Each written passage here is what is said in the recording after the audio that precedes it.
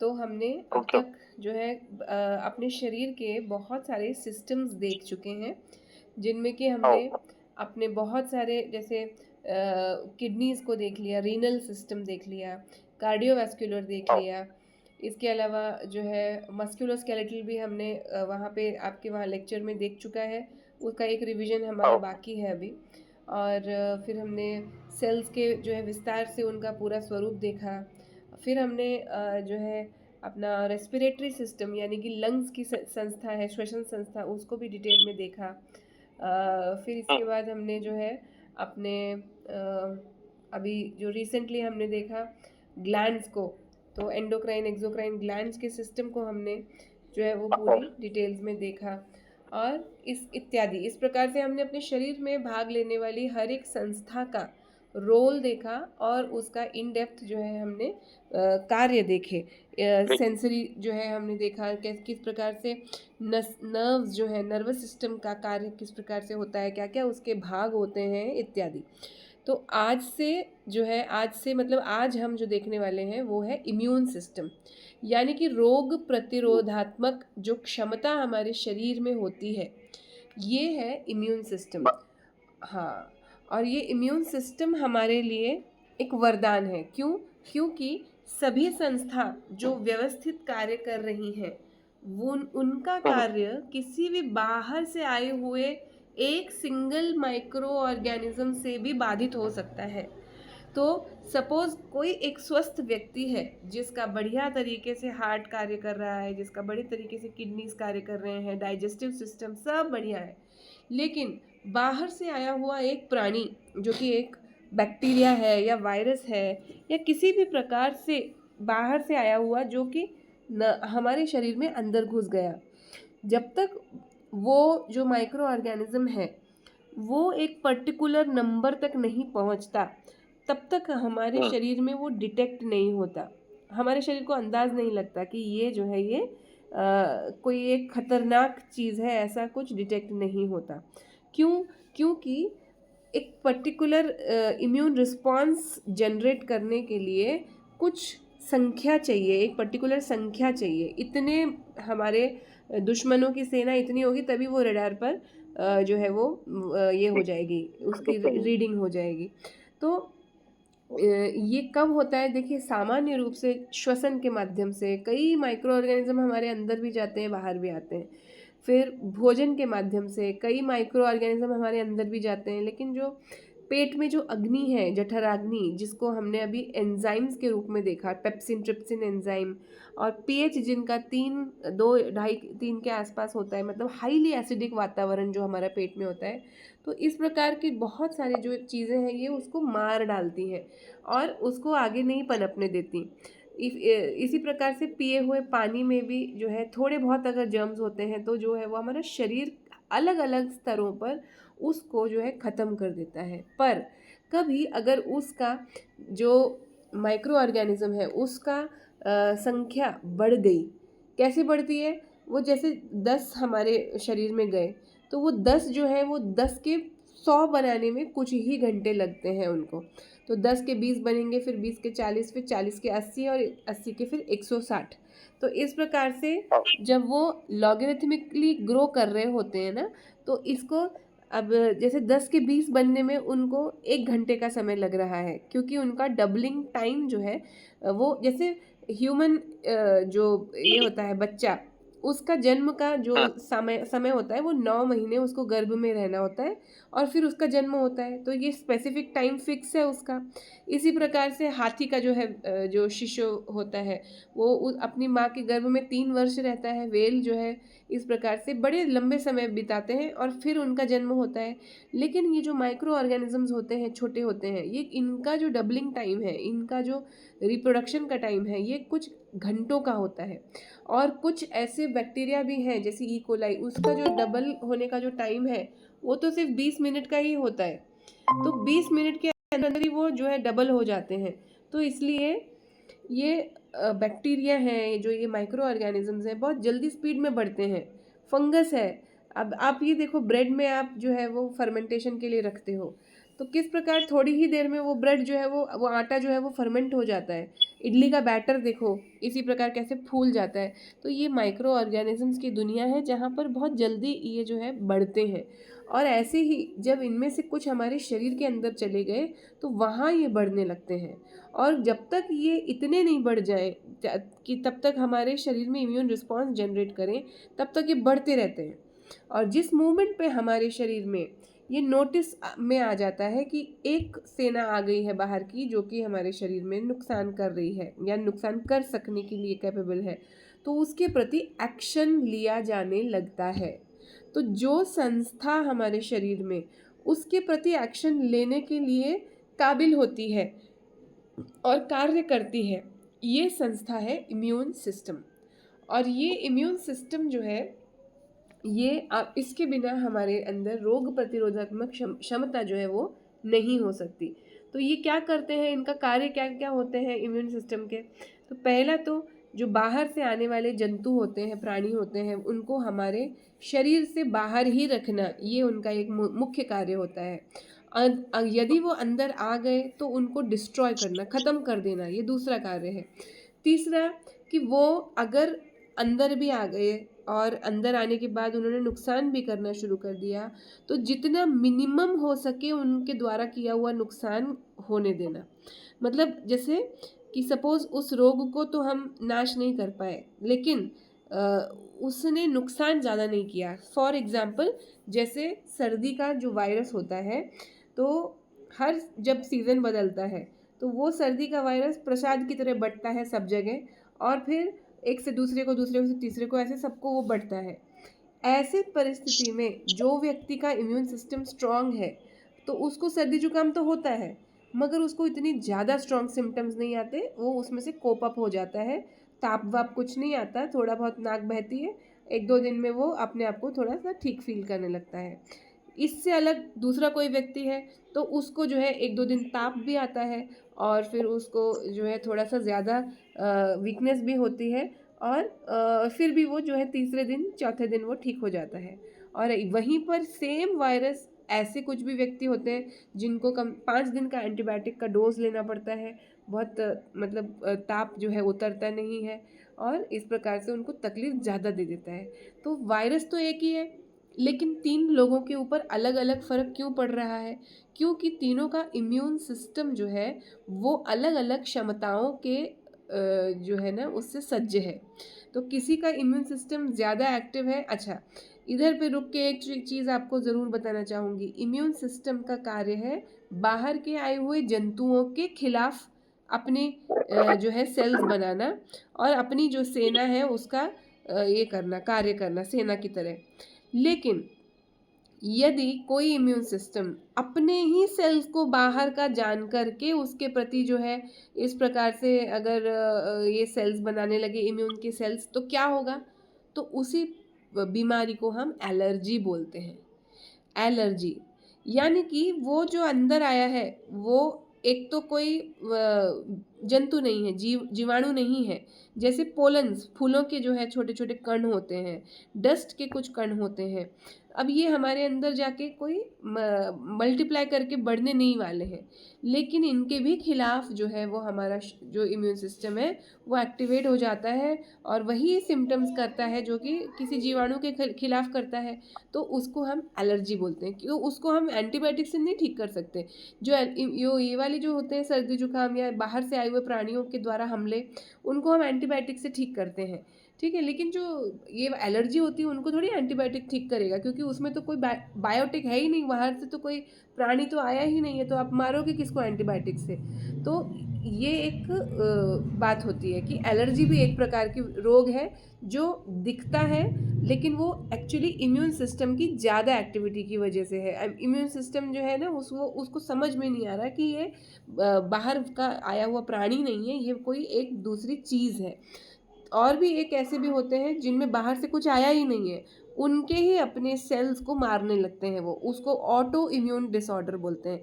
यानी कि अपने ही शरीर के जो सेल्स हैं वो उनको ही बाहर का समझ के उनके खिलाफ जो है वो मशीनरी बनाने लगते हैं, ये बी सेल्स टी सेल्स बनाने लगते हैं। और इन्हीं को ऑटो इम्यून डिसऑर्डर बोलते हैं। जो गठिया का रोग है, जो जो हड्डियाँ मतलब जो अपने जॉइंट्स में रूमेटाइड आर्थराइटिस जिसको इंग्लिश में बोलते हैं, तो ये भी एक प्रकार का ऑटो इम्यून डिसऑर्डर है। याद रखिएगा क्योंकि इस पर प्रश्न यही प्रश्न आया था। Rheumatoid arthritis is a type of auto immune disorder. तो ऑटो इम्यून डिसऑर्डर में क्या होता है कि जब कोई भी व्यक्ति का इम्यून सिस्टम उसके खुद के ही सेल्स को मारने लगता है। इधर कोई बाहर से नहीं आया, कोई जीवाणु नहीं है, कोई डस्ट पोलन भी नहीं है, उसके अपने ही सेल्स हैं शरीर के, उनको ही मारने लगा। हमारे एक सर थे जो जब हम पीएचडी करते थे, तो वो सर जो थे उनके न्यूरॉन्स को उनके ही सेल्स, उनका ही इम्यून सिस्टम उनके न्यूरॉन्स को मारने लगा था। और उसकी वजह से जब न्यूरॉन्स अपने मर जाएंगे किसी पर्टिकुलर जगह के, तो क्या होगा, अपने को वहाँ की संवेदनशीलता खत्म होने लगेगी। तो उनको झंझनी आने लगी थी हाथ में, और उधर पे महसूस होना कुछ बंद हो गया था। तो फिर जब और 6-8 महीने तक तो समझ में ही नहीं आया, इसकी दवा उसकी दवा, सर्दी दवा ये दवा ये सब करते रहे। और जब कुछ फ़र्क नहीं पड़ा, उधर जम्मू में उनकी जैसे अपना यहाँ पे घाटी है, वैसे जम्मू का भी घाटी था गवर्नमेंट हॉस्पिटल, तो वहाँ पे भी कोई फ़र्क नहीं पड़ा। तब जाके दिल्ली के एम्स में उनको रेफ़र किया, और वहाँ जाके पता लगा कि ये जो है लाखों लोगों में एक व्यक्ति को ये रोग होता है, ऑटो इम्यून डिसऑर्डर है, और ये अपने ही सेल, अपने ही शरीर के न्यूरॉन्स को मार रहा है इनका शरीर। तो ये इस प्रकार के जो रोग होते हैं ये होते हैं ऑटो इम्यून डिसऑर्डर, जहाँ पे व्यक्ति का उसका अपना इम्यून सिस्टम उसके ही सेल्स को मारता है। इनको क्या बोलते हैं, ऑटो इम्यून डिसऑर्डर। ये एक श्रेणी हो गई। दूसरी एक श्रेणी मैंने आपको बताई एलर्जीज, जहाँ पर बाहर से जो अंदर आया है वो कोई जीवाणु नहीं है, वो कोई डस्ट का पार्टिकल हो सकता है, वो फूलों के जो कण होते हैं, जो अंकुर होते हैं फूल, या फिर कोई भी पोलन्स जिनको हम बोलते हैं सामान्य रूप से, जनरल रूप से, तो ऐसे पोलन्स हो सकते हैं इत्यादि। तो इन सब से हाँ, कुत्तों की जैसे पेट्स की भी एलर्जी होती है, उनके बालों से जो है एलर्जी होती है इत्यादि।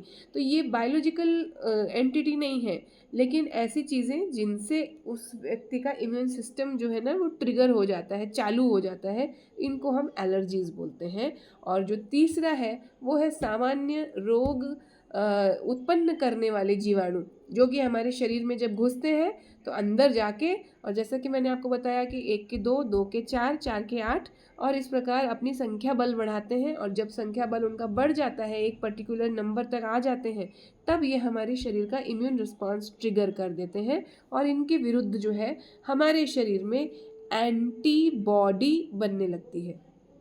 ठीक है, तो महत्व की बात यह है कि ऑटो इम्यून डिसऑर्डर में एंटीबॉडी नहीं बनती। जब ये एलर्जीज होती हैं उसमें भी एंटीबॉडी नहीं बनती।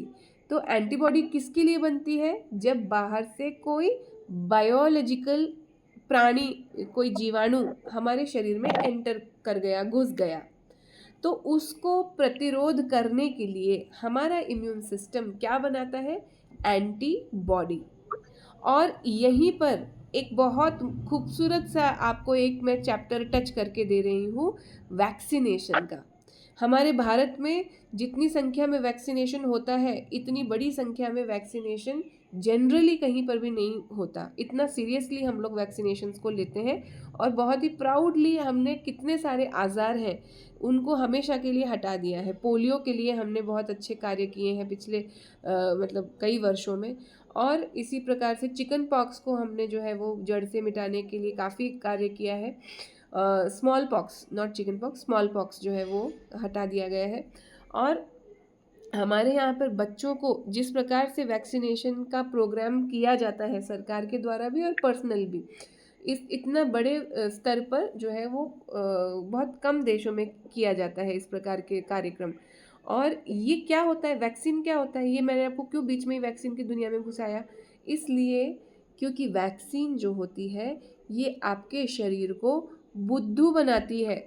कैसे, कि आपको असली में रोग नहीं होता है, लेकिन उस रोग के जीवाणुओं को उस वैक्सीन के अंदर मार के डाला जाता है, या किसी भी प्रकार से उसके जैसे प्राणियों को डाला जाता है। तो जब वो वैक्सीन आपके शरीर में जाती है तो आपके शरीर में उस पर्टिकुलर बीमारी के जो जंतु हैं, जीवाणु हैं, उनके प्रति आपको अंदर से जो है एंटी बॉडीज़ बन जाती हैं।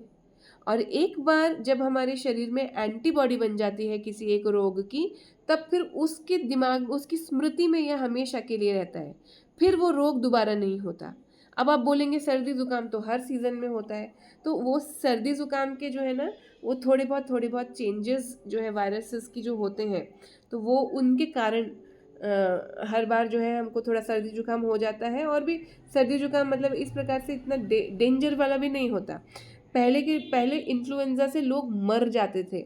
जब आपको अभी कोरोना की कहानी पता है क्योंकि आपके जीवन काल में आपने कोरोना देखा है, लेकिन आज से 100 साल पहले इन्फ्लुएंजा से लोग ऐसे मरे थे जैसे कोरोना से मरे हैं इस बार हमारे सामने। तो इस प्रकार हर बार जो है हर एक 100 साल में कोई ना कोई ऐसी महामारी जो है वो आती ही है और जो है जनसंख्या का कंट्रोल कर लेती है वो। तो ये इन्फ्लुएंज़ा तब इतना मतलब हानिकारक था, इतना जानलेवा था। डिप्थीरिया, हैजा जिसको बोलते हैं, और इस प्रकार की बीमारियां जो जानलेवा थी, आज के लिए हमारे लोगों के लिए उतनी जानलेवा नहीं है। वो एक सामान्य रूप जैसी हो गई है, मतलब हम उनको बहुत इजीली कंट्रोल कर लेते हैं इन सब बीमारियों को। तो और कुछ बीमारियां जो नई आ रही हैं वो जो है वो धीरे धीरे करके उनके लिए हमारी इम्यूनिटी डेवलप होती जा रही है। माँ से उसके शिशु को ऑटोमेटिक एंटीबायोटिक गिफ्ट में मिल जाते हैं। तो अपने जो मतलब आने वाली जनरेशन्स होती हैं, तो जो हमारे अंदर एंटीबॉडीज़ हैं वो बाय डिफ़ॉल्ट हमारे बच्चों में जो है वो आती हैं। लेकिन किस टाइम पे आती हैं, वो थोड़े स्तर पर आती हैं। बाकी माँ के गर्भ में, जैसे जिनको कोरोना हुआ, तो मेरे भाई की वाइफ को कोरोना हुआ था, उस समय वो गर्भवती थी, तो अब उसकी बच्ची को जीवन में कोरोना का वायरस नहीं चिपकेगा क्योंकि वो गर्भ में उसने कोरोना वायरस को बीट कर लिया। तो ये एंटीबॉडी जो बॉडी होती है वो उसके अंदर बन चुकी है। और अगर कोरोना वायरस ने अपना स्ट्रक्चर बदल लिया, जैसे कि वायरसेस का सामान्य रूप से उनकी आदत होती है, वो अपना स्ट्रक्चर बदलते हैं, और इसीलिए हमको ये इन्फ्लुएंजा का वायरस हुआ या कोई भी वायरस हुआ, ये हमको बार बार परेशान करते रहते हैं क्योंकि इनका स्ट्रक्चर बदलता रहता है। तो स्ट्रक्चर बदल गया तो हमको वो परेशान कर सकते हैं, अदरवाइज स्ट्रक्चर सेम रहा तो वो हमारी एंटीबॉडी, ऑलरेडी हमारे शरीर में एंटीबॉडी बन चुकी है उस पर्टिकुलर बीमारी की, और इसलिए वो हमको नुकसान नहीं पहुंचाएगा। तो ये बहुत सारी चीज़ों को मैंने आपको एक थोड़े से उसमें बताने की कोशिश की है। क्यों? क्योंकि ये सभी महत्वपूर्ण हैं और इन सब पे प्रश्न आ सकते हैं, और ये जनरल नॉलेज की भी चीज़ें हैं कि किस प्रकार से एक बार हमारे शरीर में एंटीबॉडी बन, देखिए एक होता है एंटीजेन, यानी कि बाहर से आया हुआ प्राणी जो कि बीमारी को जेनरेट करता है, इसलिए उसका नाम है एंटीजेन। एक होती है एंटीबॉडी जो हमारी बॉडी बनाती है, किसके खिलाफ? वो बाहर से आए हुए उस जीवाणु के खिलाफ। तो हमारे अंदर क्या बनती है? एंटीबॉडी। तो एंटीजेन बाहर से आता है, एंटीबॉडी हमारे अंदर बनती है। एक बार एंटीबॉडी बन गई तो सारे जीवन वो हमारी इम्यून सिस्टम की मेमोरी सेल्स बनकर रहती है और दोबारा से उस रोग को होने के लिए प्रतिरोध करती है। और यही कारण है वैक्सीन्स की कहानी का, कि जिस प्रकार कोई भी एक वैक्सीन लेने से हमारे अंदर उस प्रकार की एंटीबॉडी बन जाती है तो हमको दोबारा उस प्रकार का रोग होने से वो बचा लेती है। तो यही कारण है, एक मेजर रूप से 5 साल की आयु तक सारे बच्चों को बहुत सारे वैक्सीनेशंस दिए जाते हैं। कोरोना की भी वैक्सीन्स लगी। क्या वैक्सीन्स के कुछ नुकसान नहीं होते? होते होंगे डेफिनेटली, लेकिन जो उसका जो घातक है, प्राण घातक जो रोग हैं, उनके लिए वैक्सीन लेना जो है वो एक सामान्य बात है आज की दुनिया में।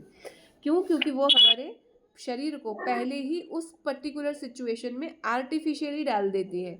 मतलब सच में रोग नहीं होता हमको, लेकिन वो वैक्सीन में क्योंकि उस रोग के एंटीजेन है, चाहे मरी हुई अवस्था में हो, चाहे आर्टिफिशियली बनाए हुए हों, कैसे भी हुए, लेकिन वो उसके जैसे होते हैं ओरिजिनली स्ट्रक्चर में।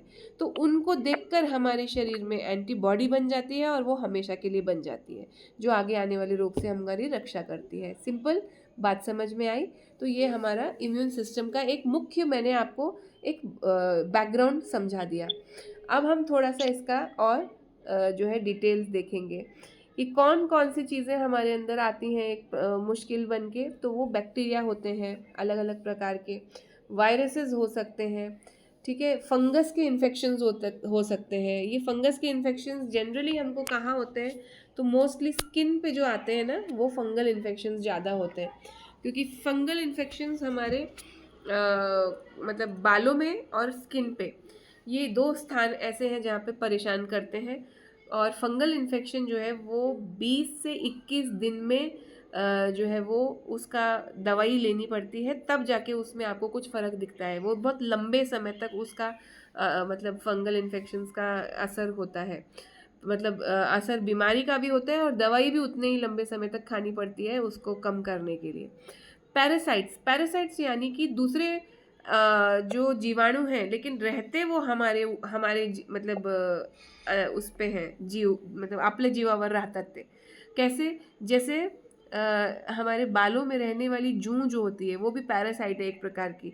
तो वो क्या खाती है? वो हमारा ही रक्त पीती थी, ठीक है ना? हमारे जो बालों में से जो हमारा स्कैल्प है, हमारा जो सिर का जो ऊपर का चमड़ा है, वहाँ पे से वो ब्लड जो है वो लेती है।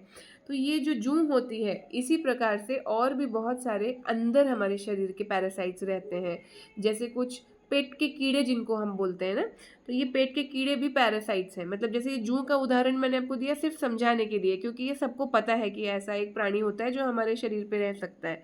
तो इस प्रकार बाहर के नहीं, शरीर के अंदर के जो रहने वाले ऐसे प्राणी हैं, उनको हम पैरासाइट्स बोलते हैं। ये भी एक प्रकार का इन्फेक्शन होता है। पेट के कीड़े जो है ये इसका मुख्य उदाहरण है। और इसलिए दवाई बच्चों को जो है ना डीवर्मिंग की गोली दिया जाती है, या लिक्विड दिया जाता है। तो वो हर 3 महीने में उनको डीवर्मिंग करने से जो पेट के कीड़े हैं वो गिर जाते हैं। ये पैरासाइट्स होते हैं। फिर कैंसर सेल्स, ये जो कैंसर सेल्स हैं, ये कैंसर सेल्स बेसिकली क्या होते हैं कि आपका जो शरीर है उसमें ऑलरेडी हर एक सेल के मरने का प्रोग्राम बना हुआ होता है, जिसको हमने जब सेल्स पढ़ा था तब मैंने आपको ये पॉइंट टच किया था कि इसमें हमारे लाइजोसोम नाम की एक ये होती है कोशिकांग। उसका कार्य होता है क्या कि जो मरे हुए पार्ट्स हैं उनको अंदर हजम कर लेना, अपनी डाइजेस्टिव एंजाइम्स को उनको इस्तेमाल करके डाइजेस्ट कर देना, मरी हुई और अनावश्यक चीज़ों को। तो ये मरती क्या है चीज़ें? तो ये एक तो कुछ चीज़ें जो हज़म नहीं हो रही होती उनको भी लाइसोसोम डाइजेस्ट करता है। लेकिन हर एक सेल का एक पर्टिकुलर आयु होती है। उस आयु के बाद में वो एक्सपायर हो जाता है और उसको प्रॉपरली शरीर से बाहर निकाल दिया जाता है। जैसे आरबीसीज का मैंने आपको बताया था कि उसका जीवन काल 120 दिन का है। 120 दिन तक वो अपनी सेवाएं देता है और उसके बाद जो है उसको प्रॉपरली डिस्कार्ड शरीर से बाहर कर दिया जाता है। तो ये हर एक सेल के साथ होता है। हर एक शरीर का सेल इसी प्रकार से बनता है और ख़त्म भी होता है। लेकिन कभी अगर उसके अंदर कोई ऐसा जेनेटिक बदलाव हो जाए या बाहर के आए हुए पॉल्यूटेंट्स की वजह से, जैसे किसी को स्मोकिंग करने की आदत है या स्मोकिंग नहीं भी करता है तो वो पॉल्यूशन में जिस कंपनी में काम करता है वहाँ पे उसके नासिका मार्ग से बहुत ज़्यादा पॉल्यूशन अंदर जाता है। तो इस प्रकार से बार बार जो पॉल्यूटेंट्स जा रहे हैं, तो ऐसे कुछ केमिकल फैक्टर्स उसके लिए जवाबदार हो सकते हैं। तो जेनेटिक फैक्टर्स, केमिकल फैक्टर्स, बहुत सारे दूसरे दूसरे फैक्टर्स जो है वो ऐसे चीज़ें हो जाए कि ये जो सामान्य रूप से सेल हमारा एक उसकी उम्र ख़त्म होने के बाद मर रहा है, वो मरना भूल जाए, तो क्या होगा? तो उसी स्थिति को कैंसर होगा। वही स्थिति कैंसर होती है कि जब कोई सेल जो है वो अपने सामान्य कार्य को पूर्ण करने के बाद मरे नहीं और मतलब बढ़ाती जाए अपनी संख्या, तो ऐसी स्थिति को हम कैंसर बोलते हैं। तो कैंसर का अर्थ होता है बीमारी कौन सी जिसमें बढ़ना, कौन सा बढ़ना की आवश्यकता नहीं है उसके बावजूद भी बढ़ते रहना। और कितना बढ़ना, कोई उसका मतलब ये नहीं होता, उसका लिमिट नहीं होती। वो तब तक बढ़ता रहेगा जब तक उसके आजू बाजू के सेल्स से उसको धक्का ना लगने लगे, और फिर और बढ़ेगा ताकि जो आजू बाजू के सेल्स हैं ना, फिर उनको धक्का लगने से उनके भी सामान्य क्रियाएं जो है वो रुक जाती हैं।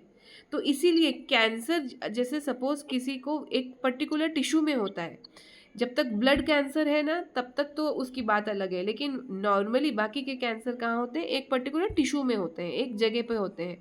अब उस टिश्यू में जो हुआ वो बढ़ता गया, लेकिन प्रॉब्लम कब समझ में आती है, जब वो आजू बाजू के जो जैसे पेट के अंदर कहीं है, तो वो जब लंग्स की क्रियाओं को जो है वो प्रभावित करने लगे, या इतना ज़्यादा बढ़ जाए कि वो टूट के ब्लड में आने लगे और ब्लड के माध्यम से पूरे शरीर में फैलने लगे, जो स्टेज 4 होती है कैंसर की, तब जाके जो है उसको कंट्रोल नहीं कर सकते। लेकिन शुरू के स्टेज में जैसे जहाँ पर है, अगर वहाँ से उसको ऑपरेशन करके निकाल दिया तो फिर वो चीज़ जो है वो काफ़ी हद तक ट्रीटेबल होती है, इसलिए स्टेज 1 स्टेज 2 पे वो ट्रीटेबल होती है। और ऐसे सेल्स जो मरना भूल गए हैं, उनको कीमोथेरेपी के द्वारा उनको याद दिलाया जाता है कि आप जो है, आपका टाइम है मरने का, आपको मरना है। तो प्रॉब्लम क्या होती है कि कीमोथेरेपी में अकेले हमारे वही सेल्स नहीं मरते, हमारे आजू बाजू के जो नॉर्मल सेल्स हैं ना, उनको भी यही खबर मिलती है कि आपको भी मरना है, तो वो भी मरने लगते हैं। तो ये मेजर प्रॉब्लम है कि कैंसर का न इलाज होने का जो कारण है वो ये है कि कैंसर सेल और सामान्य सेल, इनमें बहुत ज़्यादा फर्क नहीं होता, बहुत बारीकी का फ़र्क होता है, वो भी जीन्स के लेवल पर, क्योंकि जीन्स इसकी ख़राब हो गई हैं, इनको भूल गई हैं कि इनको मरना है, और यहाँ पे जीन्स सामान है। तो जब कोई ऊपर से बाहर से ड्रग दिया जाता है, दवाई दी जाती है, तो वो उस पे भी उतना ही काम करता है और नॉर्मल सेल पे भी उतना ही काम करता है। तो वो जो कैंसर सेल है वो तो बेशर्म है, वो तो बहुत देर में मरता है, लेकिन नॉर्मल सेल पहले उससे प्रभावित होने लगते हैं।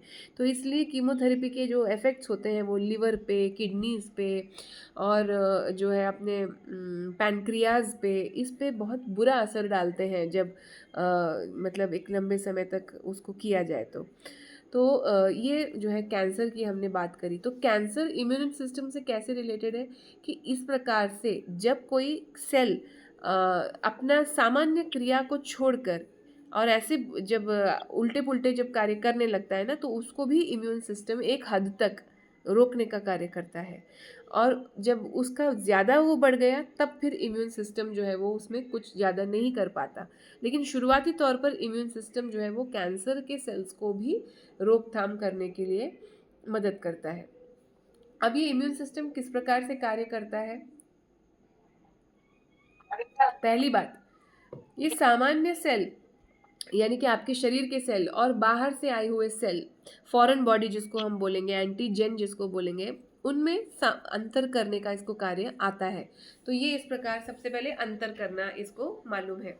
दूसरा, ये जो है ये कुछ ऐसे सेल्स होते हैं हमारे शरीर के जिनको एक्टिवेट करता है और वहाँ भेजता है, और फिर वहाँ भेजने से क्या होता है कि आपके उस पर्टिकुलर जगह पे वो पहुँच के अपने जो शरीर की जो अपनी सेना है, जो इम्यून सेल्स हैं, वो उसको मार डालते हैं। और फिर ये नहीं कि वो सेल्स जो है वो घूमते रहे और मारते ही रहे, जैसे ही जो आया हुआ प्राणी है वो मर गया, वहाँ पर वो इम्यून सिस्टम अपना जो एक्शन है उसको बंद भी करता है, तो वो अपने एंड भी करता है अटैक को जब थ्रेट चला जाता है उसके बाद। और फिर याद रखता है, लर्न्स, याद रखता है कि किस प्रकार ये जर्म जो है, ये जब मैं बच्चा था तब मेरे शरीर में ये आ चुका है एक बार, तो अब इसको मैं छोड़ूंगा नहीं। यही मैंने आपको बताया, मेमोरी रखता है इम्यून सिस्टम, और ये मेमोरी ही कारण है कि जब वैक्सीन्स हमको दिए जाते हैं तो वो भी मेमोरी के रूप में हमको याद रहते हैं और आगे आने वाले बीमारियों से बचाते हैं। और फिर क्या करता है, ये एंटीबॉडीज़ जो है ये भेजता है ताकि ये दूसरे दूसरे जो जर्म्स हैं, जो आने वाले, जो बाहर से आने वाले जीवाणु हैं, उनको मार डाले। ठीक है। कभी जो है ये ज़रूरी नहीं है कि हमेशा ही इम्यून सिस्टम परफेक्ट हो, कभी कभी इससे गलती भी हो जाती है, और बस जब इससे गलती होती है वही एक समय है जब बीमारी हमारे अंदर एंटर होती है। वीक इम्यून सिस्टम जो है वो क्या होता है? वीक इम्यून सिस्टम जो है किस प्रकार से होता है कि जैसे कभी कभी जैसे डायबिटीज़ है या कैंसर है, तो ऐसी बीमारियों से भी सिस्टम जो है वो वीक हो जाता है। कौन सा? Immune system. और ओवर एक्टिव इम्यून सिस्टम जो मैंने आपको बताया था अभी, कि वो क्या करता है, वो ऑटो इम्यून डिसीजेस करता है, ठीक है, अपने ही स्वयं के ही सेल्स को मारने लगता है, ये सोच के कि ये बाहर का है, और अपने ही शरीर के सेल्स को ख़त्म करने लगता है, अच्छे हंसते खेलते सेल्स को ख़त्म करने लगता है। तो फिर सामान्य क्रिया कॉम्प्रोमाइज़ हो जाती है। तो वीक इम्यून सिस्टम क्या करता है, इन्फेक्शंस जो है उसको व्यक्ति को ज़्यादा जल्दी जल्दी होते हैं, और ओवर एक्टिव इम्यून सिस्टम में ऑटो इम्यून डिसऑर्डर्स होते हैं। तो अब हम यहाँ पर ये इम्यून सिस्टम का थोड़ा सा ये देखेंगे कि कौन से जो बॉडी के शरीर के भाग हैं जहाँ पे इम्यून सिस्टम का कार्य होता है, तो वो हम देखेंगे। तो पहला जो है हमारा म्यूकोसा, म्यूकोसा यानी कि हमारा एक अंदर चिपचिपा लिक्विड जो है तत्व होता है हमारे नाक के पास में, उसका कार्य होता है कि वो जो भी बाहर से आए हमारे श्वसन के माध्यम से बाहर से जो भी आए हुए प्राणी जीवाणु हैं उनको वो नाक के उधर ही चिपका के रखता है, अंदर जाने से रोकता है।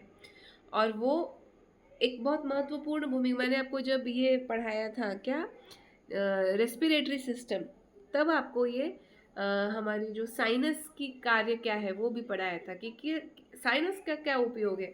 तो यही है कि वो जो है उस पूरे जो है जगह पर म्यूकोसा जो है वो चिपका के रखता है बाहर के आए हुए जीव जंतुओं को, डस्ट को इत्यादि, इन सभी बाहर की चीज़ों को। तो म्यूकोसा एक चीज़ है। दूसरा हो गया हमारा थाइमस। यह मैंने कल आपको बताया था कि ये यहाँ से बनता है, लेकिन ये इम्यून सिस्टम का पार्ट है। तो ये देखिए, ये इम्यून सिस्टम का पार्ट है थाइमस। और यहाँ पर क्या बनता है, यहाँ पर बहुत सारे हमारे महत्वपूर्ण जो है हमारे इम्यून सिस्टम के सेल्स बनते हैं थाइमस में, बी सेल्स, टी सेल्स जो है ना वो सब।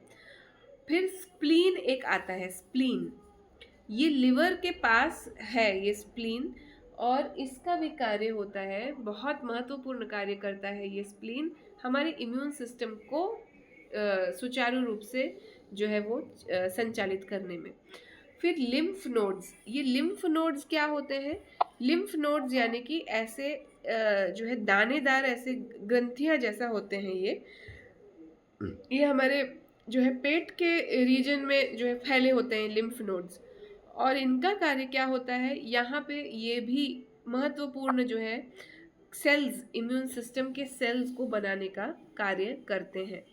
फिर बोन मैरो, जो हमारे शरीर के अंदर फ्लो होने वाला जो तरल पदार्थ है, जो हमारी हड्डियों में अंदर फ्लो होने वाला तरल पदार्थ है, वो बोन मैरो, वो वहाँ पे भी इम्यून सिस्टम जो है उसका एक महत्वपूर्ण कार्य होता है। टॉन्सिल्स भी देखिए इन्होंने बताए हैं, टॉन्सिल्स भी जो है इम्यून सिस्टम का ही भाग है।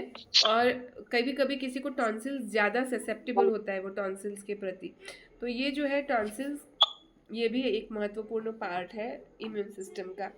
और वाइट ब्लड सेल, ये जो है ये वाइट ब्लड सेल WBC, ये होते हैं आपके रक्त में RBC के साथ, यानी कि लाल पेशी जो होती है रक्त की, उसके साथ ये सफ़ेद पेशी वाइट ब्लड सेल्स भी होते हैं रक्त में। और इनका कार्य है, ये आपका इम्यूनिटी प्रोवाइड करते हैं। और ये बनते कहाँ पर है, ये बोन मैरो में, जो आपके हड्डियाँ हैं, हड्डियों के अंदर जो तरल पदार्थ है वहाँ पे ये वाइट ब्लड सेल्स बनते हैं।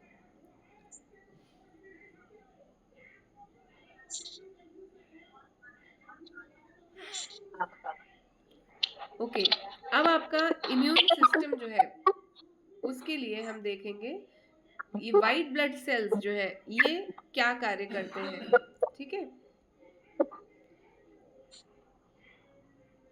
वाइट ब्लड सेल्स जो होते हैं ये अटैक करते हैं और ख़त्म करते हैं हार्मफुल जो जर्म्स हैं उनको, ठीक है।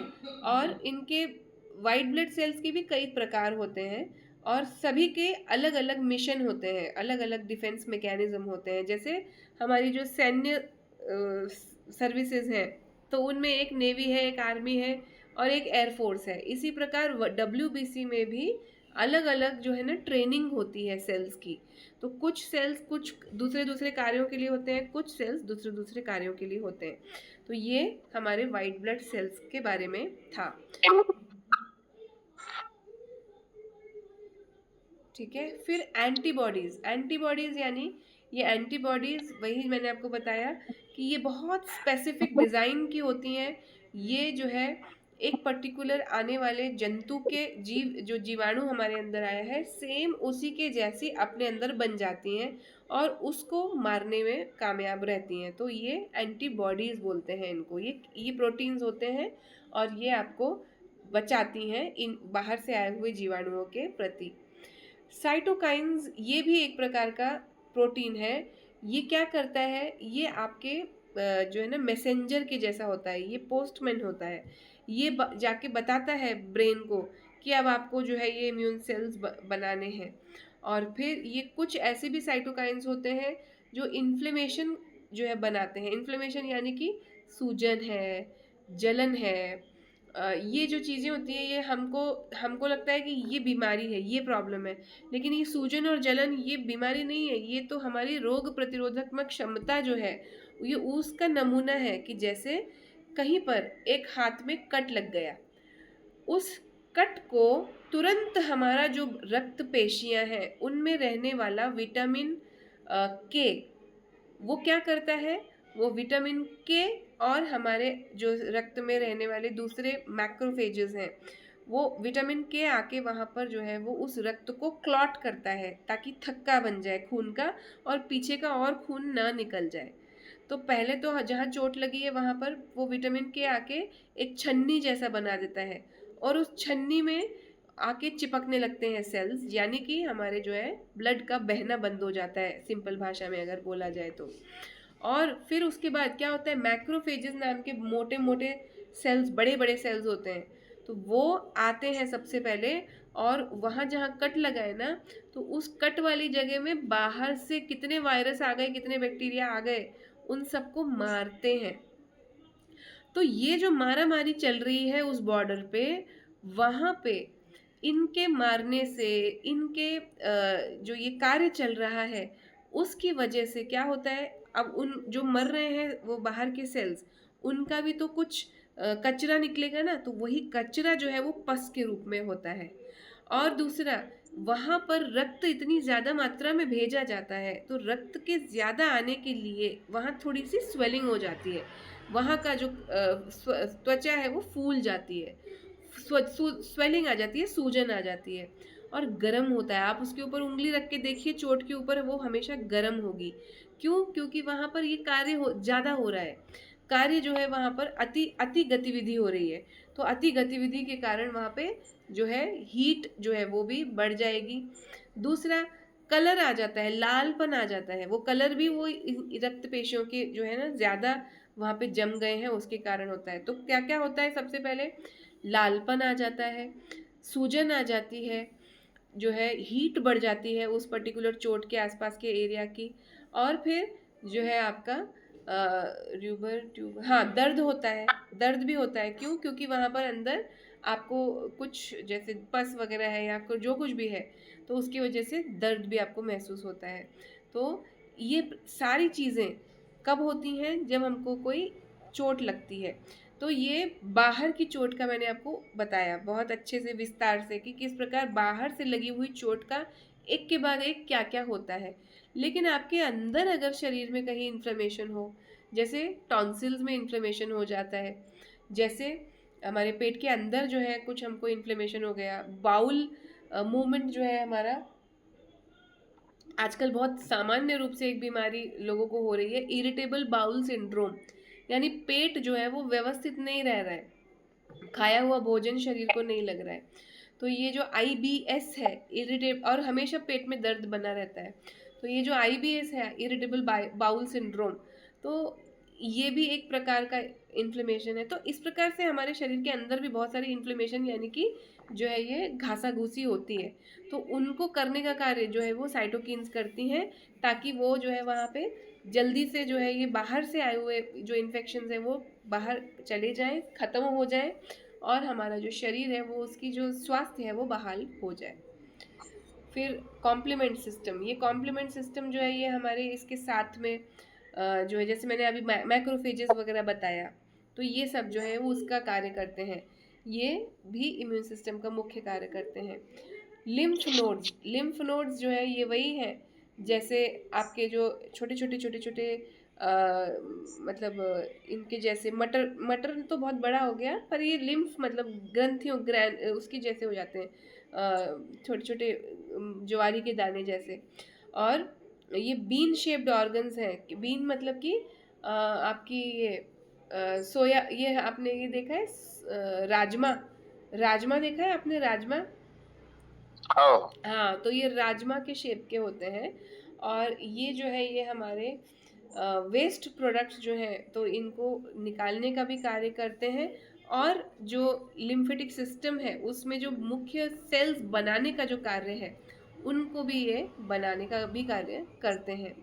स्प्लीन क्या करता है? स्प्लीन वाइट ब्लड सेल्स को बनाता है, ठीक है, स्टोर करता है, सॉरी, ये स्टोर करके रखता है अपने अंदर, और जैसे ही मौका पड़ा ये उनको फाइटिंग के लिए भेजता है, ठीक है। और ये अपनी ब्लड को भी फिल्टर करता है ताकि उसके अंदर से जो पुराने जो सेल्स हैं वो जो कार्य करना उनका अभी काम खत्म हो गया, उनको ये स्प्लीन में आके इनको खत्म कर देते हैं। जैसे मैंने आपको बताया, अब ये 120 दिन हो गए समझ लीजिए, और आपका जो ब्लड है उसका टाइम पूरा हो गया, तो अब इन ब्लड सेल्स का क्या होगा? ये स्प्लीन में भेजे जाते हैं, और ये एक सेकेंड होल्ड कीजिएगा। तो ये जो स्प्लीन है इसका कार्य है कि ओल्ड जितने भी सेल्स हैं उनको ये अपने अंदर जो है ख़त्म कर देती है, और डैमेज्ड जो सेल्स हैं उनको ख़त्म करके नए सेल्स जो हैं ये बनाने का कार्य करती है। तो ये स्प्लीन। उसके बाद टॉन्सिल्स और एडिनॉइड्स, ये एडिनॉइड्स एक नई जगह है जो सूजन रहती है बच्चों को, मुख्यतः ये होता है, और कई बच्चों में यहाँ पे महाराष्ट्र में भी डायग्नोज हो रहा है जिनको बाहर के पोलन्स की एलर्जी होती है। तो ये टॉन्सिल सूजते थे, अभी तक तो अपन को यही पता था कि टॉन्सिल सूजते हैं, लेकिन अब जो है पुणे के एक डॉक्टर थे, तो उन्होंने एक हमारे किसी रिलेटिव को जो है डायग्नोज किया, तो उनको बताया कि एडिनॉइड्स सूज रहे हैं। तो और होम्योपैथी में तो मेडिसिन ही है एडिनॉइड्स के लिए, वो कब से है, वो मतलब बरसों से है वो। तो ये एडिनॉइड्स बेसिकली आपके कान के नीचे, एग्जैक्टली टॉन्सिल्स के थोड़ा पीछे, जहाँ पे आपकी सलाइवरी ग्लैंड्स है ना, उसके आसपास एडिनॉइड्स नाम की भी एक ये होती हैं मतलब ग्रंथि बोलेंगे या फिर एक ऑर्गन होता है। तो इनका जो कार्य है ये भी इम्यूनिटी में भाग लेते हैं और ये अफेक्ट होते हैं। तो जिस प्रकार टॉन्सिल्स हैं वैसे ही एडिनॉइड्स जो है ये भी क्या करते हैं, बाहर से आए हुए बैक्टीरिया और वायरस को ट्रैप करते हैं, पकड़ के रखते हैं, और इसीलिए यहाँ पर आपको इन्फ्लेमेशन सबसे पहले दिखता है। तो जिन बच्चों को एलर्जीज होती है ना, तो उनका टॉन्सिल्स जो है वो सूज जाते हैं, या एडिनॉइड्स आजकल जैसे मैंने आपको बताया नया कि वो सूजने लगे हैं। तो एडिनॉइड्स सूजने के कारण क्या होता है, उनके जो है दांतों का बनावट भी कम मतलब अलग हो जाती है थोड़ी, उनका मुंह अलग प्रकार का खुलता है, और उनको नाक बंद होने के कारण रात में खर्राटे आते हैं, और मुंह खोल के सोते हैं वो बच्चे इत्यादि। इस प्रकार के सिम्टम्स जो है ये दिखते हैं आपको एडिनॉइड्स के साथ में। तो ये भी आपका एडिनॉइड्स और टॉन्सिल्स ये क्या करने का कार्य करते हैं, नाक और गले इन पैसेजेस में जो बाहर से आए हुए बैक्टीरिया वायरस हैं इनको पकड़ के और मारने का कार्य करते हैं। ये जो थाइमस है, जिसका कि कल प्रियंका ने पूछा था कि इसकी लोकेशन कहाँ पर है, ये थाइमस जो आपके चेस्ट के पास है वहाँ पर ये टी सेल्स को बनाने के लिए जो है कार्य करता है। ये टी सेल्स क्या होते हैं, अभी आपने WBC जो देखा, वाइट ब्लड सेल्स, तो वाइट ब्लड सेल्स में मैंने आपको बताया था कि जैसे 3 सेनाएं हैं हमारी भारतीय जो है वो आर्मी में, मतलब ये इसमें डिफेंस में, इसी प्रकार के हमारे जो वाइट सेल्स हैं इनमें भी टी सेल्स होते हैं, ध्यान से सुनिए, बी सेल्स भी होते हैं। तो बी सेल्स और टी सेल्स ये दोनों का कार्य अलग अलग है, और दोनों की जो एक्सपर्टीज़ है वो भी अलग अलग है। लेकिन ये जो टी सेल्स हैं वो कहाँ बनते हैं, वो थाइमस में बनते हैं। ठीक है, बोन मैरो जो है उसमें बी सेल्स बनते हैं, और ये बोन मैरो अपने बोन्स के अंदर जो सॉफ्ट टिश्यू है वहाँ पे बनती है, और वहाँ होती है, और वहाँ पे ये जो है ये बी सेल्स को बनाने का कार्य करती है। इसलिए इसको याद रखने में आसानी होगी, तो आपको सिंपल सा दिमाग कॉमन सेंस लगाना है कि टी सेल थाइमस में बनता है, टी फॉर थाइमस, और बी सेल बोन मैरो में बनता है, बी फॉर बोन मैरो। तो बोन मैरो में बी सेल और थाइमस में टी सेल, तो ये वहाँ वहाँ बनते हैं। लेकिन संचार कहाँ होता है, संचार सबका रक्त में होता है। बनते कहीं भी हो, लेकिन कार्य कहाँ करते हैं, रक्त में आके, और पूरे शरीर को ये जो है अपनी सेवाएं देते हैं। तो ये टी सेल और बी सेल। इसके बाद स्किन जो है, मैंने आपको स्किन का बताया था। एक स्किन बहुत महत्वपूर्ण कार्य करती है इम्यूनिटी में। क्या करती है कि कहीं पर जो है हमको पसीने से वो बचा लेती है, जैसे कि पसीने से जो है वो एक लेयर बना देती है हमारे चमड़े के ऊपर। कहीं वो हमको सीबम से बचा लेती है। सीबम यानी चिपचिपा पदार्थ जो है वो अपना निकालती है, जिसको हम जो है मतलब चिपचिपाहट वाला जो पदार्थ हमारे चमड़े के ऊपर निकलता है, तो वो भी एक महत्वपूर्ण इम्यूनिटी का रोल प्ले करता है। उससे क्या होता है, जो भी बाहर के जो जीवाणु है वो हमारी चमड़ी पे ही चिपक जाते हैं और वो अंदर नहीं जाते। तो ये हमारा जो स्किन है इसका भी बहुत महत्वपूर्ण रोल है। ठीक है ना। और ऑयल्स भी निकालते हैं, और पानी भी, स्वेट यानी कि पसीने के रूप में भी ये निकालती है। तो वहाँ से ये हमारे, फिर इसके बाद आता है म्यूकोसा।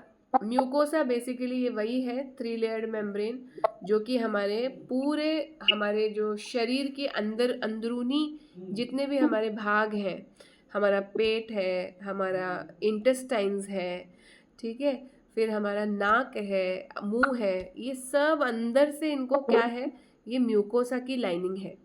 तो इंटेस्टिनल म्यूकोसा, वहाँ पर ये म्यूकोसा बहुत सारे हॉर्मोन्स भी रिलीज करता है, जिससे भोजन जो है वो पचने का कार्य होता है, और इत्यादि बड़े अलग अलग कार्य होते हैं। और स्किन जो है, स्किन में बाहर से, स्किन हमारे शरीर को बाहर से प्रोटेक्ट करती है, और म्यूकोसा हमारे शरीर को अंदरूनी लेयरिंग करके प्रोटेक्ट करता है। ठीक है, ये हो गया हमारा। इसके बाद एक मज़ेदार टॉपिक है acquired immunity versus innate immunity. Innate यानी कि जन्म से यानी कि एक्चुअली जन्म से नहीं, लेकिन आपने धीरे धीरे करके अपने भोजन से, योग से, अपनी लाइफस्टाइल से जो आपके शरीर की इम्यूनिटी बनाई है, वो है आपकी इन्नेट इम्यूनिटी, जो आपके हर एक अंदर, मतलब अंदरूनी है, वो आपके अंदर पहले से है, वो उसको बोलते हैं इन्नेट इम्यूनिटी। ठीक है, इसको मराठी में ट्रांसलेट करके देखते हैं क्या बोलते हैं इसको। जन्मजात होगा, जन्म से। हाँ, जन्मजात प्रतिरक्षा।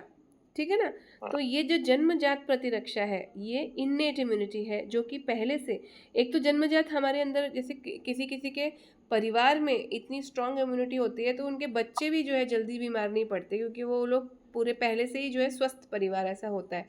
तो ये तो जेनेटिकली भी आ गया एक तो। लेकिन महत्वपूर्ण बात यह है कि भोजन के माध्यम से बहुत बड़ी मात्रा में हम इसको स्ट्रॉन्ग कर सकते हैं, इन्नेट इम्यूनिटी को। और किस प्रकार से कर सकते हैं कि जैसे योग कोई व्यक्ति कर रहा है, मतलब उस पे, या एक्सरसाइज भी अगर कोई व्यक्ति कर रहा है, प्रॉपर डिसिप्लिन में रह रहा है, लाइफस्टाइल में उसकी जो है प्रॉपर समय पे भोजन, प्रॉपर समय पे सोना, और इस प्रकार से जो है उसका लाइफ में चीज़ें हैं, तो ये इन्नेट इम्यूनिटी उससे स्ट्रॉन्ग भी हो जाती है। तो जेनेटिकली भी होती है, लेकिन हमारे रहन सहन से भी होती है। ये हो गई इन्नेट इम्यूनिटी। और अर्जित प्रतिरक्षा ये कौन सी होती है, जिसकी मैंने आपको अभी 2-3 बार उदाहरण दिया वैक्सीन के रूप में। ये एक्वायर्ड इम्यूनिटी है। ये आपको वो रोग हुआ नहीं, उस रोग के बुद्धू बनाने के लिए जो है ना झूठे मूठे उसके ये दे दिए हमारे शरीर के अंदर, जिससे असली की हमारे अंदर एंटीबॉडी बन गई। वो जो वैक्सीन थी उसमें तो वो बाहर का जो प्राणी था वो झूठी मूठी का था।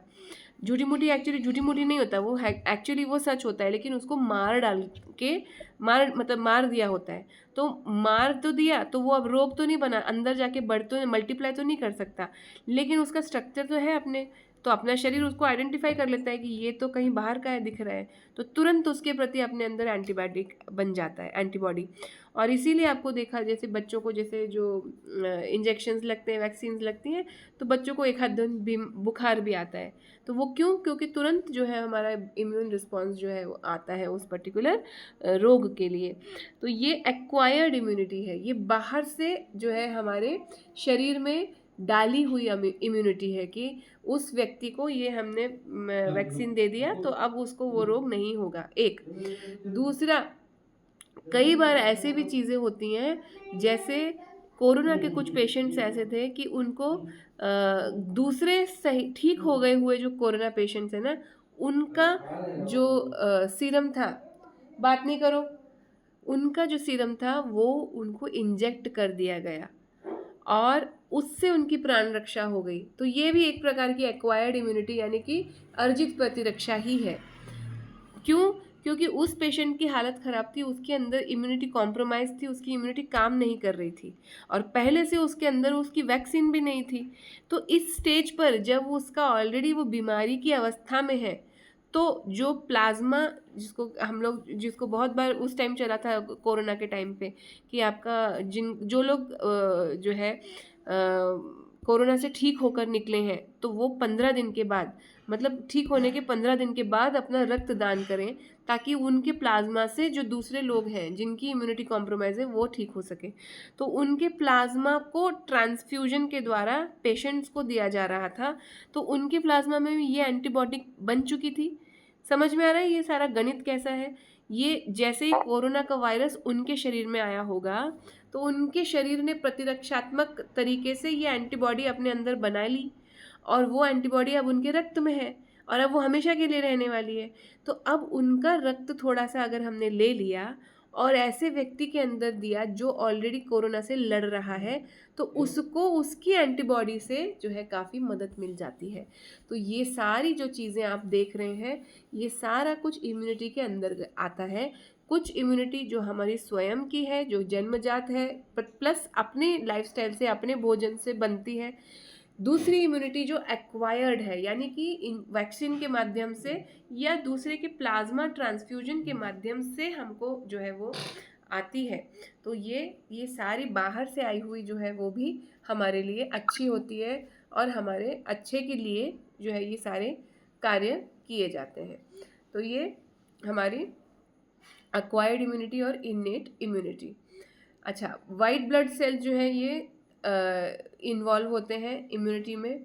और हाँ, और जो इन्नेट इम्यूनिटी में रहते हैं ना, तो वो इन्नेट इम्यूनिटी ये नहीं करती, उसमें मेमोरी नहीं बनती। क्यों? क्योंकि अब तक इन्नेट इम्यूनिटी मतलब वो पूरे बेसिकली स्ट्रांग है, पर उसने अब तक कोई रोग को नहीं देखा। इन ये जो एंटीबॉडी बनती है, ये एंटीबॉडी शरीर में तभी बनती है जब कोई जीवाणु हमारे शरीर में आया हो। तो कितनी जल्दी उसके प्रति हमने एंटीबॉडी बना के उसको ख़त्म कर दिया, ये हमारी इम्यूनिटी ज़रूर इसको मॉनिटर करती है। लेकिन जब तक वो जीवाणु नहीं आता, तब तक हमारा शरीर जो है वो एंटीबॉडी नहीं बनाता। तो जो ये जब एंटीबॉडी नहीं बनाता तो वो उसके पास मेमोरी भी नहीं रहेगी। तो मेमोरी रहने के लिए इन्नेट इम्यूनिटी में मेमोरी नहीं रहती, एक्वायर्ड में मेमोरी रहती है। किसी को एक बार चिकन पॉक्स हो गया, उसको फिर वो दोबारा नहीं होगा। क्यों? क्योंकि उसके अंदर वो इम्यूनिटी हमेशा के लिए आ गई। किसी को जो है ऐसे कई रोग होते हैं जो जिनकी एक बार इम्यूनिटी आ गई तो फिर वो दोबारा नहीं होते। और कुछ ऐसे रोग होते हैं जिनमें जैसे टाइफॉइड वगैरह है या फिर ये है, तो इनमें क्या होता है कि ये जो बाहर का जो जीवाणु है उसकी संख्या कितनी है उस पे निर्भर करता है।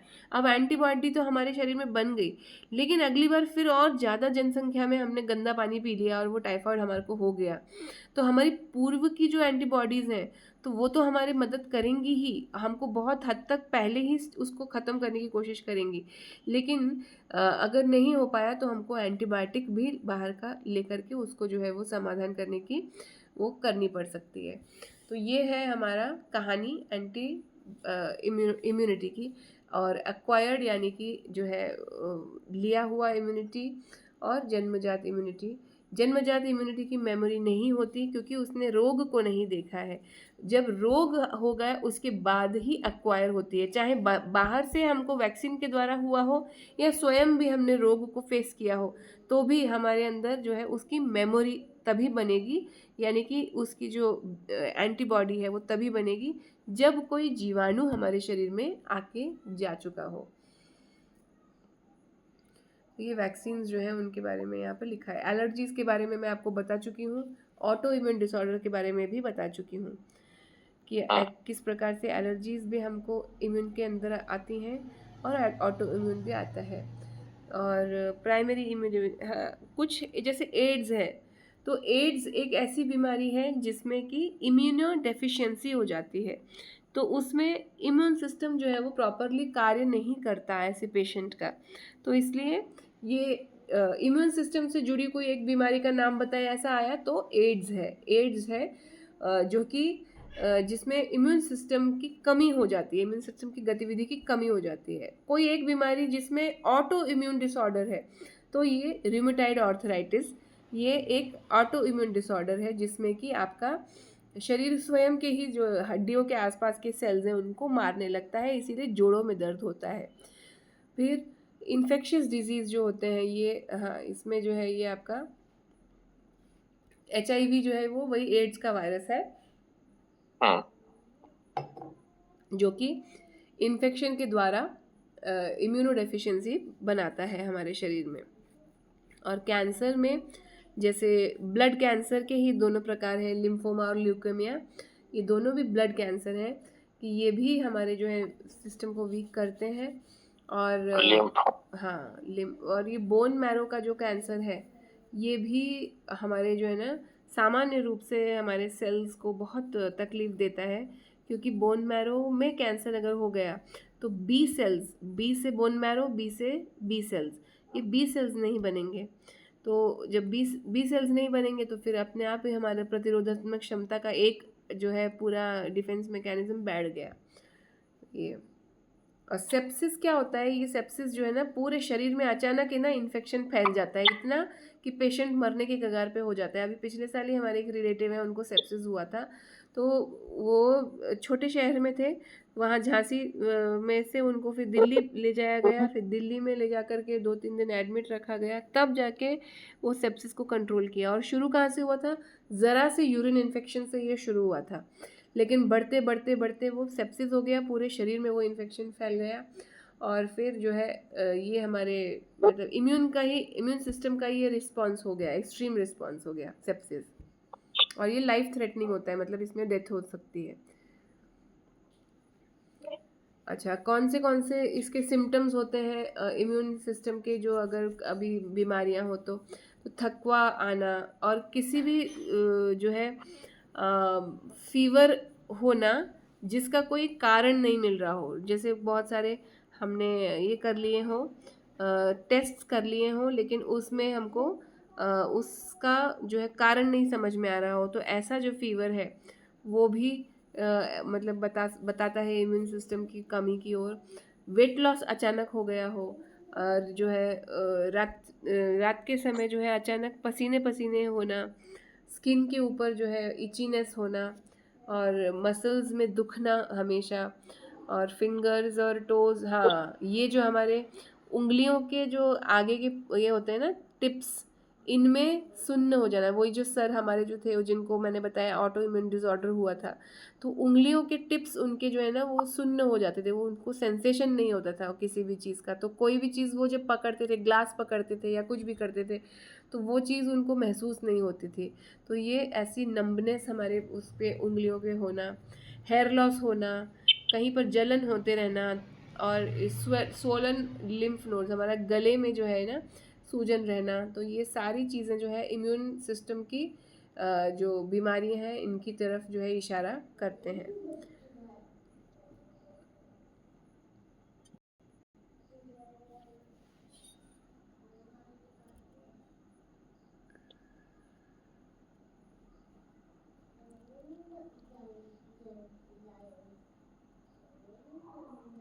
अब ये टॉपिक मैं थोड़ा सा आपको टच कर रही हूँ, आपके लिए अत्यधिक बोरिंग है, वो भी रात के टाइम पे ऐसा बोरिंग टॉपिक ले रही हूँ मैं, लेकिन ये थोड़ा सा ज़रूरी है। कहाँ गया भाई ये? कौन सा मैडम? ये इम्यून सिस्टम में जो सेल्स रहते हैं ना, उनके नाम है ये। तो ये सिर्फ नाम है, तो इसके लिए बोरिंग लगेगा, इनमें कहानी कुछ नहीं है। नहीं, बोलो कोई यस, बात। तो ये सेलुलर कंपोनेंट्स, कौन कौन से सेल्स होते हैं हमारे इम्यून सिस्टम में, मुख्य रूप से जो है वो जो कार्य करते हैं। तो पहला चीज़ है आपका बी सेल्स और टी सेल्स, ये दोनों भी हमारे ब्लड के अंदर होते हैं। इसके अलावा N K cells, natural killer cells, ये जो है ये जैसे कमांडो फोर्स है हमारी शरीर की, तो ये natural killer cells N K cells. तो B cells, T cells, N K cells, natural killer cells, ये होते हैं काफ़ी महत्व रूप से कार्य करने वाले।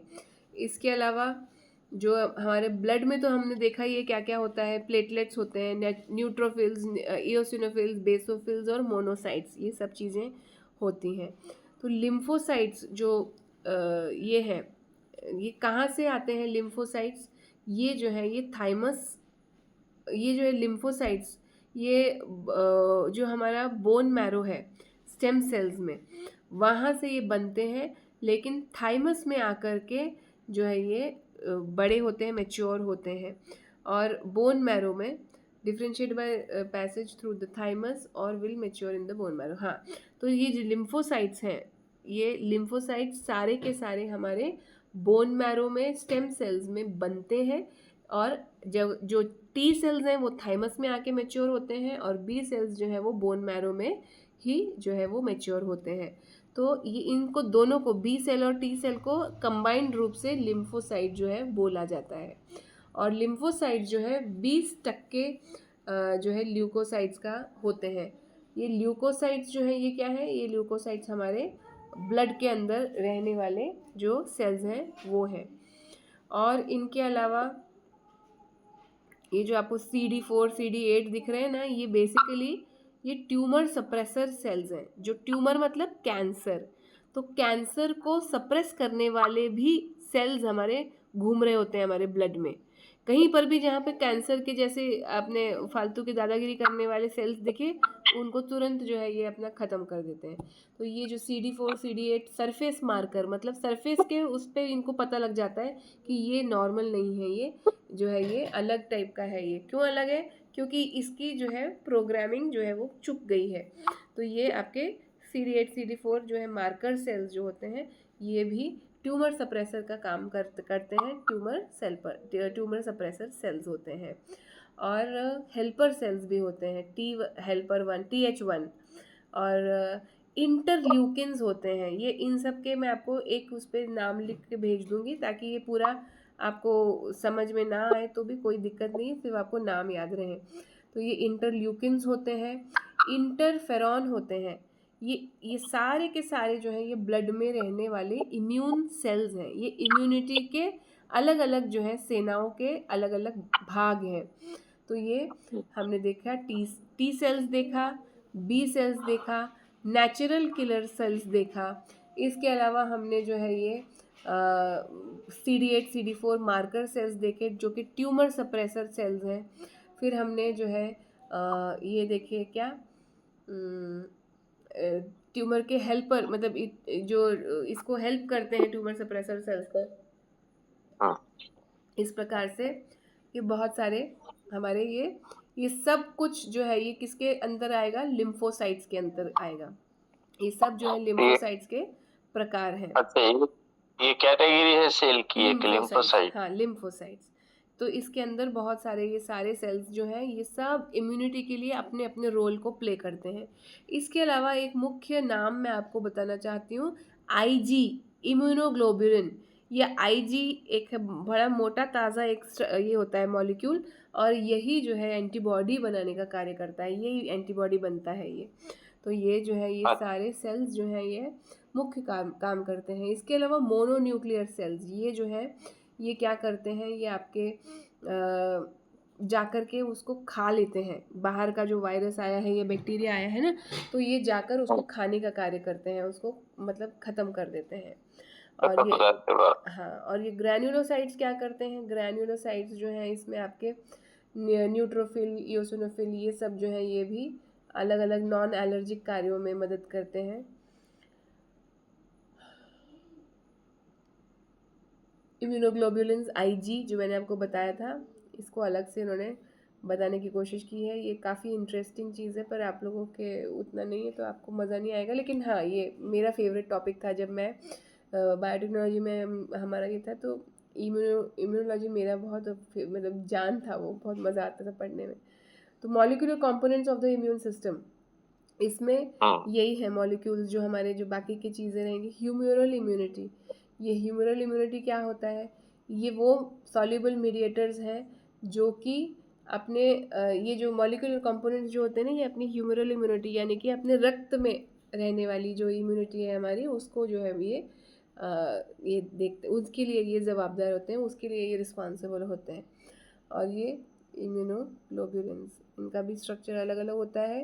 ये क्या, इनका अलग अलग स्ट्रक्चर क्या करता है, अलग अलग कार्य करता है ये बेसिकली। साइटोकाइंस जो है इतना डिटेल में आपको नहीं है, आपके सिलेबस में नहीं है। साइटोकाइंस क्या करते हैं, साइटोकाइंस का वही कार्य है, ट्यूमर जो है को सप्रेस करना, और कहीं पर इन्फ्लेमेशन है तो उस इन्फ्लेमेशन को जो है कॉज करना, फिर उसको ठीक भी करना। तो ये सब चीज़ें जो हैं ये आपके इसमें है। तो इस प्रकार से आज की हमारी जो ये क्लास है ये